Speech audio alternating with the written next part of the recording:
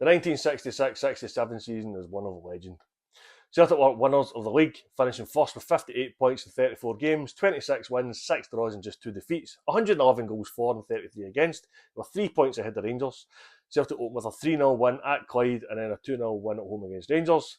These were 2 of 8 wins in a row to open the season, including a 6-1 at home at St Johnstone, 5-3 at Hibernian and a 7-3 at home to Stirling Albion. It was in a 1-1 home draw with St Mirren to end that winning run.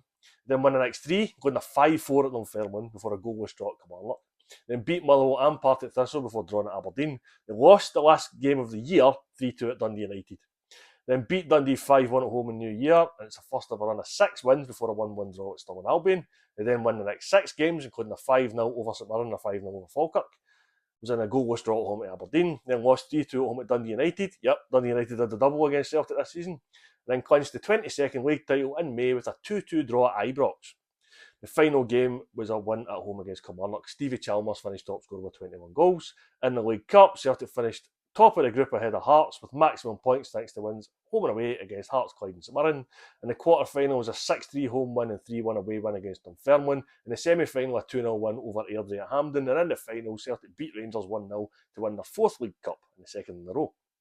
In the Glasgow Cup, Celtic were 4-0 winners at home against Rangers in the first round, 4-0 winners against Queen's Park in the semi-final at Hampden, and in the final, it was another 4-0 win against Partick Thistle to win the Glasgow Cup for the 25th time. In the Scottish Cup, Celtic won 4-0 against Arbroath at home in the first round, 7-0 at home against Elgin City in the second round, 5-3 at home against Queen's Park in the third round. It was in a goalless draw against Clyde at Hampden in the semi-final, but won the replay 2-0. And in the final, Aberdeen were beaten 2-0 for Celtic to win the 19th Scottish Cup, go level with Rangers, and that is a domestic treble. 4 trophies if you include the Glasgow Cup, but they weren't done. In the European Cup, at the first attempt, Celtic were 2-0 winners at home and 3-0 winners away against FC Zurich of Switzerland. In the second round, they were 3-1 away winners and then 3-1 home winners against FC Nyon of France.